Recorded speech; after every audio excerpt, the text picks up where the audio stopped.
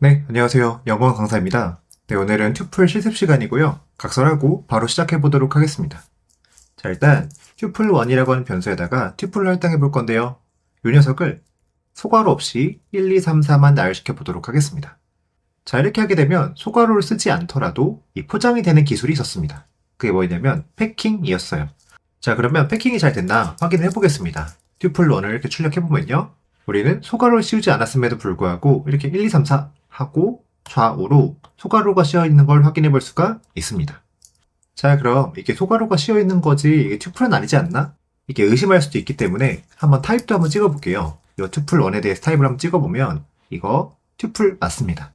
자, 그 다음으로는 이어서 이 프린트 지워주시고요. 튜플2라고 하는 변수를 세팅해 줄 건데요. 이 녀석은 5, 6, 7, 8을 연달아서 한번 나열시켜 보도록 하겠습니다. 자, 여기까지 준비가 되셨으면 리스트나 문자열에서도 지원을 했던 덧셈과 곱셈에 대해서 우리가 수행을 해볼 거예요. 이 튜플도 역시 지원이 되거든요. 그래서 하나씩 살펴볼 건데요. 일단 덧셈부터 보도록 하겠습니다. 덧셈을 해보면 이렇게 프린트 하시고 튜플1과 튜플2를 더해줄 수가 있을 거예요. 이렇게 되면 이건 덧셈을 한다기보다는 이 데이터를 합쳐주는 연산이었죠. 이 튜플 1, 2, 3, 4 그리고 이 튜플에는 5, 6, 7, 8 이것들이 합쳐져서 1, 2, 3, 4, 5, 6, 7, 8이 찍혀야 될 겁니다. 한번 프린트 해볼게요. 출력을 하게 되면 이게 이렇게 이어서 붙어져 있는 하나의 튜플로 합쳐진 걸 볼 수가 있죠. 자, 그리고 이어서 우리가 튜플 1에다가 이 곱하기도 한번 해볼 건데요. 곱하기 3을 한번 해보도록 하겠습니다. 이거 리스트나 문자열에서는 뭐였냐면 이 문자열, 이 리스트를 3번 반복해라 라고 한 뜻이었습니다. 이것도 똑같은 기능이라면 1, 2, 3, 4가 3번 반복이 되어 있어야 될 거예요. 그래서 1, 2, 3, 4, 1, 2, 3, 4, 1, 2, 3, 4 총 12개의 아이템을 담은 튜플이 출력되어야 될 겁니다. 한번 프린트를 해보면요. 얘도 마찬가지로 1, 2, 3, 4, 1, 2, 3, 4, 1, 2, 3, 4 잘 출력된 걸 볼 수가 있고 i2 기능은 리스트 때랑 스트링 때랑 완전 기능이 같구나 라고 하는 것을 확인해 볼 수 있어요. 자, 그런 김에 한 복습을 해보면요. 이 튜플1, 튜플2를 우리가 더했다고 해서 이 연산의 결과가 튜플1과 튜플2의 자료 구조에 영향을 줄까요? 마찬가지로 이 튜플1에다가 곱하기 3을 했다고 해서 이 튜플1에 대한 자료 구조에 변화를 줄까? 라고 누가 물어본다면 자신있게 아니요 라고 답변할 수 있어야 될 겁니다. 왜 그러냐면 이 튜플1, 튜플2라고 하는 튜플 2개가 메모리상에 있다고 했었을 때 이때 덧셈을 하게 되면 여기 튜플1에 더해지는 것도 아니고요. 튜플2에 더해지는 것도 아니고 이 덧셈의 결과를 만들어내기 위해서 새로운 박스를 하나 마련해 주고요. 이 앞에는 튜플1 채워지고 뒤에는 튜플2가 채워지게 된다는 말입니다. 그래서 결과적으로 덧셈을 수행한들 이 튜플1과 튜플2라고 하는 이 피연산자에 대해서는 자료 구조의 변함이 없더라 라고 하는 거죠. 자, 그건 곱셈일 때도 마찬가지입니다. 이때 튜플1을 3번 곱했다고 해서 이 곱해진 튜플이 이렇게 뒤에다 붙는 것이 아니고요. 붙는 것이 아니라 이 3번 복사하기 위한 새로운 공간을 확보하게 되고요. 이 공간 속에 튜플1을 3번 넣겠다라고 하는 겁니다. 그랬을 때 우리가 튜플1을 3번 붙여준 이 결과는 새로운 공간 안에 확보가 되었기 때문에요. 튜플1에 전혀 지장을 주지 않습니다. 이해되셨죠? 여기까지는 리스트와 스트링과 전혀 다름없는 내용이고요. 아, 그런 내용이 있었지 하고 넘어가시면 되겠습니다. 네, 다음으로는 이어서 참조입니다. 참조는 인덱싱이랑 슬라이싱 두 가지 방법이 있었는데요. 리스트랑 스트링과 마찬가지로 이 녀석도 둘 다 됩니다. 그래서 순서대로 살펴볼 건데 일단 인덱스부터 보겠습니다. 우리가 튜플 1에서 1번 인덱스를 가져와 볼까요? 이거 길이가 2 이상이니까 길이가 4까지 있으니까 1번 인덱스 값 있어요. 그렇기 때문에 프로그램이 터지지 않고 실행 가능하고요. 출력하게 되면 두 번째 값인 2가 출력이 될 겁니다. 잘 나왔고요. 우리가 2번을 주게 되면 세 번째 값이 나오게 되고요. 3번을 주게 되면 네 번째 값이 잘 나오게 될 겁니다. 자, 그랬을 때 지금 4개밖에 없는데 우리가 4를 주게 되면 이거 다섯 번째 값 불러오는 거였잖아요. 이때는 리스트랑 스트링도 마찬가지로 그랬는데 이게 터져버립니다. 왜냐하면 다섯 번째 자료가 없거든요. 없는 자료에 대해서 인덱싱을 해주게 되면 프로그램이 터지더라 라고 하는 것까지 똑같이 확인해 볼 수 있었습니다. 우리가 인덱싱 봤으니까 다음으로 슬라이싱 볼 건데요. 슬라이싱은 이 튜플에서 부분을 끊어오는 겁니다. 이 하나만 가져올 수도 있지만 여러 개 이 부분을 가지고 가져올 수도 있더라 라고 하는 게 슬라이싱이었는데 우리는 이 튜플1이라고 하는 변수에서 슬라이싱을 해올 건데요. 그래서 튜플1 적어주도록 하고요. 슬라이싱 할 때는 땡땡 적어줬었습니다. 이거 시작 인덱스 그리고 끝 인덱스였었는데 저는 여기 1번부터 3번 주도록 하겠습니다. 자, 그러면 이게 시작 인덱스는 1번이고요. 끝 인덱스는 3번인데 이게 끝 인덱스는 포함하지 않았던 거 기억하시나요?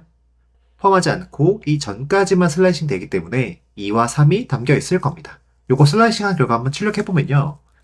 이렇게 2와 3 잘 출력되는 걸 볼 수가 있고요. 이 결과 역시도 소괄호를 묶여있는 거 보니까 튜플을 슬라이싱하면 튜플이 나오는구나 까지 확인해 볼 수 있었습니다. 자, 그리고 다음으로는 튜플이 갖고 있는 함수들을 볼 건데요. 인덱스, 이 카운트 두 개만 적어놨어요. 근데 이 리스트 같은 경우에는 뭐 어펜드도 있었고요, 뭐 인설트도 있었고, 팝도 있었고, 리무브도 있었고, 뭐 등등 많은 함수들을 갖고 있었는데 얘는 왜 두 개밖에 안 적어놨습니까? 대충 가르치시는 거 아니에요? 뭐 이렇게 궁금하실 수도 있는데 실제로 찍어보면 이 tuple1이 가지고 있는 함수를 우리가 볼 수가 있거든요. tuple1, 이거 tuple이었죠? 여기서 점 찍게 되면 얘가 가진 함수를 이렇게 볼 수가 있는데 이렇게 언더바 두 개가 앞뒤로 깔려있는 함수를 매직 메서드라고 할 거거든요. 근데 이 매직 메서드 같은 경우에는 우리가 직접 호출하지 않는 함수예요. 자동으로 호출될 함수들을 우리가 매직 메서드로 정의하곤 하는데 그렇기 때문에 우리가 직접 사용한 함수는 인덱스랑 카운트 요 두 개밖에 없더라 라고 하는 겁니다. 그래서 실제로 이 투플 함수들은 이 두 개만 알고 있으면 됩니다. 자, 하나씩 볼 건데요. 일단 인덱스 먼저 보겠습니다. 얘 리스트에도 있었고 문자로도 있었거든요. 얘 뭐였냐면 우리가 어떤 값을 넣었을 때 이게 어디 인덱스에 있니? 이 인덱스의 위치를 알려주는 함수였어요. 그래서 지금 이 tuple1이라고 하는 녀석은 1, 2, 3, 4, 1, 2, 3, 4가 있으니까 그 중에 하나를 넣어보도록 하겠습니다. 이 중에 3, 이거 한번 넣어보면요. 프린트 썼을 때 지금 3의 위치는 0, 1, 2, 2번 인덱스 위치에 있거든요. 그래서 2가 나오면 정답이 되는데 이렇게 2라고 하는 인덱스가 잘 출력되는 것을 확인해 볼 수 있습니다. 한 김에 조금 더 복습을 해보면 이 인덱스라고 하는 함수는 조심해서 사용해달라 라고 요청을 드렸습니다. 이거 왜 그러냐면 여기 들어있지 않은 값을 줬었을 때는 해당 인덱스를 찾을 수가 없죠. 그렇기 때문에 이땐 프로그램이 터진다 라고 말씀을 드렸어요. 실제로 지금은 1, 2, 3, 4밖에 없는데 우리가 5라고 하는 값을 넣어준다고 했었을 때 이거 프린트하게 되면 이거는 에러가 나면서 프로그램이 터져버리죠. 왜냐하면 이 x라고 하는 값, 5라고 하는 값은 tuple 안에 없던데 라고 해서 에러를 발생시키는 거예요. 그러다 보니 이 인덱스라고 하는 함수는 값이 있다고 확신할 수 있을 때만 사용하셔야 된다 라고 하는 제약사항이 있는 친구였습니다. 자, 다음으로는 너무나도 쉬운 count를 볼 건데요. 이 count라고 하는 거는 tuple1 이 친구가 갖고 있었고요. 이 count의 이 인자로 값을 주게 되면 해당 값이 몇 번 등장하는지 그 카운팅을 해주는 함수였어요. 근데 지금 보시면 1, 2, 3, 4 이 각각 하나씩밖에 없으니까 좀 재미가 없죠. 그래서 여기 뒤에다가 111 이렇게 달아줌으로써 1을 4개를 만들어 보도록 하겠습니다. 이거 하나, 둘, 셋, 넷. 4개 맞죠? 그래서 우리가 count 1 값을 주게 되면 이 tuple1 속에 1이 몇 개 있니? 이걸 세워줄 거예요. 이거 한번 출력해 보겠습니다. 프린트 해주면요. 결과가 4가 나와야 될 거예요. 4, 잘 나오는 거 확인됐습니다. 자, 그런데 인덱스랑 조금 다른 점이 있어요. 어떤 게 다르냐면 인덱스는 우리가 없는 값을 줬었을 때 프로그램이 터졌었거든요. 근데 이 count는 없는 값에 대해서 세워줘 라고 해도 전혀 문제가 안 됩니다. 왜냐면 카운팅한 결과 이거 세워봤더니 없어 라고 한 답변도 낼 수 있어야겠죠.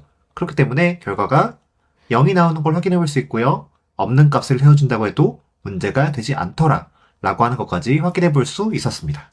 네, 다음으로는요. 패킹과 언패킹 수업을 볼 건데요. 이걸 왜 보냐 하면 이 과정 속에서 튜플이 자연스럽게 사용돼서 그렇습니다.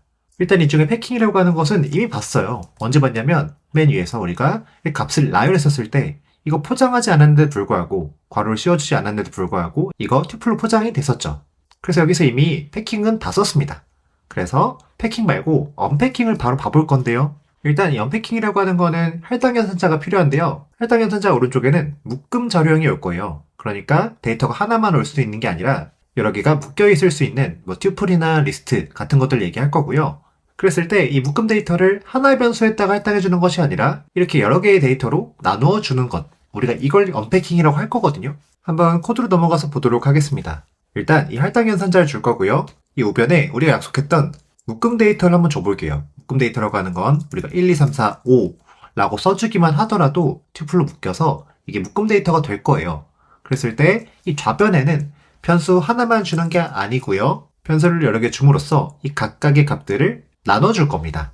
그랬을 때 이 값이 5개니까요. 이 왼쪽의 변수도 역시 이렇게 5개가 와야 될 거예요. A, B, C, D, E 라고 한다면 이 1, 2, 3, 4, 5가 각각 1은 A에, 2는 B에, 3은 C에, 4는 D에, 5는 E에 쏙 들어갈 수가 있겠죠. 자, 그래서 출력을 해보면요. A, B, C, D, E 이렇게 5개를 출력해봤을 때 각각 1, 2, 3, 4, 5가 들어가 있나 한번 확인해 볼게요. 그랬을 때 여기 1, 2, 3, 4, 5 잘 들어가 있는 걸 확인해 볼 수 있고요. 강사님, 그러면 사실 한 변수 하나만 주더라도 이게 1, 2, 3, 4, 5가 다 담기는 건 똑같은데 어떤 차이가 있습니까? 라고 물어보신다면 이 프린트에서 이거 A 한번 찍어볼게요. 찍어봤을 때 얘는 지금 포장이 되어 있죠. 그래서 이 A라고 했었을 때 지금 우리는 1, 2, 3, 4, 5에 지금 접근한 게 아니고 그냥 이거를 통째로 접근한 거예요. 근데 여기서 이 튜플 안에 들어있는 특정 값으로 접근하기 위해서는 우리가 한층 들어가야 되죠. 인덱싱을 통해서. 그런데 우리가 이 언패킹을 진행해 줬을 때는요. 이때 A와 B, C, D, E에는 이 묶음 데이터가 들어가 있는 게 아니라 각각 값들이 직접 들어가 있기 때문에 특정 값으로 접근할 필요가 없이 바로 다이렉트로 접근할 수가 있더라 라고 하는 장점이 있습니다. 자, 근데 이 언패킹은 이 할당연산자 우변에 묶음 데이터면 다 가능하다고 말씀을 드렸어요. 그러니까 튜플일 때만 특별히 발생하는 현상은 아닌 거예요. 그러니까 이 우변에가 리스트여도 역시 가능하고요. 이거 한번 찍어볼게요. 얘도 역시 1, 2, 3, 4, 5 잘 나오고요. 이 우변이 1, 2, 3, 4, 5라고 하는 문자열이었다고 할지라도 이거는 문자의 묶음 데이터, 문자의 묶음이라고 해서 문자열이거든요. 그래서 이게 각각의 문자들이 하나씩 하나씩 언패킹이 잘 될 겁니다. 이거 한번 출력을 해보면 얘도 역시 1, 2, 3, 4, 5가 출력되어 있는 걸 볼 수가 있어요. 어쨌든 여기서 중요한 거는 이 할당연산자 우변에 묶음 데이터가 오고 그 좌변에는 여러 개의 변수가 왔었을 때 이 묶음 데이터가 포장이 해제되더라 라고 하는 것을 짚고 넘어가시면 되겠습니다. 자, 그런데 이런 상황은 어떨까요? 지금 이 우변의 문자열의 길이가 5거든요. 왜냐하면 문자의 수가 5개니까. 그런데 이 언패킹 하려고 하는데 이 언패킹 할 변수의 수가요. 지금 5개가 아니라 그거보다 많거나 더 작으면 이때 어떻게 될까? 이거 한번 테스트를 좀 해보겠습니다. 일단 적은 것부터 볼 건데요. 지금 5개인데 이거 2를 빼버리면요. 그러면 얘는 5개고 얘는 4개잖아요. 이때 어떻게 되나 한번 볼게요. 럼버트를 눌러보면요. 얘는 출력이 안 되고 그냥 프로그램이 터져버려요. 잘 읽어보면 내가 언팩을 해봤는데 값이 너무 많아. 왜 많냐면 이건 4개로 기대되고 있거든. 그러니까 지금 받아줄 변수가 4개인데 5개씩이나 언팩 하려고 한다 라고 해서 프로그램이 터져버리는 거죠. 마찬가지로 우리가 변수를 4개가 아니라 5개보다 더 많이 E, F 이렇게 6개를 한번 줘볼게요. 이 상황이라고 한다면 이거 실행시켰을 때 이때 얘도 이렇게 터집니다. 얘는 에러가 좀 바뀌었는데요. 얘는 not enough values 이렇게 뜹니다. 이게 뭔 말이냐? 나는 6개를 기대하고 있었는데 5개만 받았어. 그러니까 덜 줬다는 얘기죠. 어찌됐든 정리하면 이 변수의 수와 이 언팩하려고 하는 이 길이는 같아야만 이 수행이 된다고 하는 겁니다. 네, 그리고 마지막으로 수압을 볼 건데요. 이 수압은 값이 2개가 있다고 썼을 때 이 값을 바꿔주는 것을 의미했었어요. 우리가 이걸 테스트해보기 위해서 2개의 값을 줄 건데요. 저는 A라고 하는 변수에다가 100을 줄 거고 B라고 하는 변수에다가는 1000을 주도록 하겠습니다. 자, 그러면 이 두 값을 수합하게 되면 A에는 1000이, B에는 100이 들어가 있어야 될 거예요. 자, 이때 우리가 무작정 B의 값을 A로 덮어 씌워버리면 A가 1000이 될 테니까요. 우리가 이 A를 B로 다시 덮어 씌워줄 수가 없어요. 왜냐하면 100이라고 하는 값이 소실되었으니까요.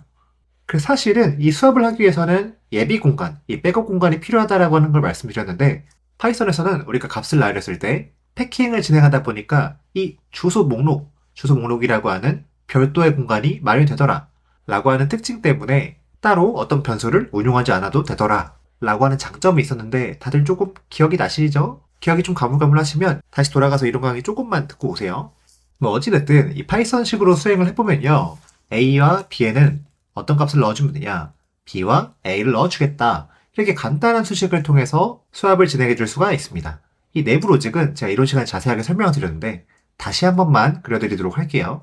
일단 이 할당연산자를 만났을 때 우변을 먼저 평가한다고 말씀을 드렸어요. 근데 100과 1000이 들어있네요.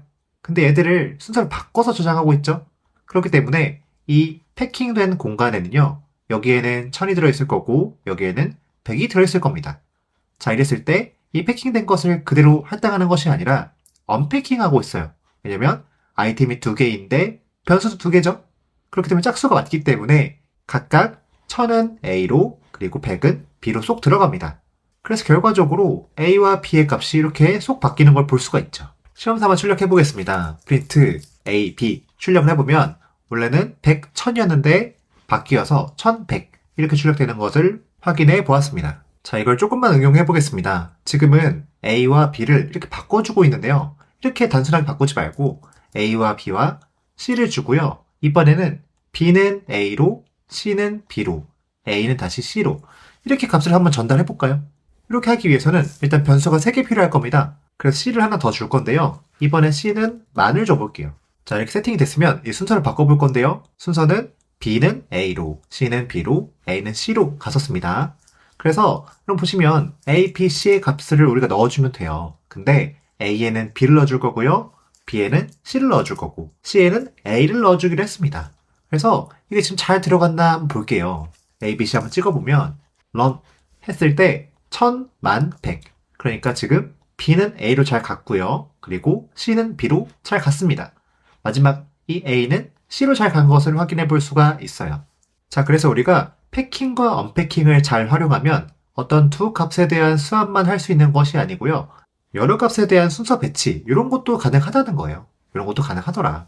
자, 여기까지 살펴보았으면 우리가 튜플로 할 수 있는 거는 거의 다 살펴보았다라고 할 수 있습니다. 지금 제가 거의 다라고 하는 어떤 찝찝한 워딩을 사용한 이유는 사실 튜플의 패킹, 언패킹은 함수의 어떤 인자를 사용할 때 한 번 더 등장을 해요. 그렇기 때문에 이때 완성이 된다고 보시면 되고요. 오늘 강좌에서 튜플은 여기까지만 보도록 하겠습니다. 다른 리스트나 스트링 실습에 비해서 상당히 짧은 시간이었는데요. 이렇게 짧을 수 있던 이유는 리스트와 스트링을 잘 알고 있다는 가정하에 쭉쭉 진도를 나가서 빨라진 거고요. 내가 이 수업 내용을 따라가는데 조금 버겁더라 라고 하셨던 분들은 이전에 배웠던 리스트와 스트링 부분이 부족할 확률이 있어요. 그렇기 때문에 차분히 한번 이 파트를 복습해 보시고요. 그 다음에 다시 한번 소화해 보시기 바랍니다. 이번 강의는 여기까지고요. 다음 강의에서는 셋이라고 하는 자료 구조 살펴보도록 하겠습니다. 모두 고생 많으셨습니다.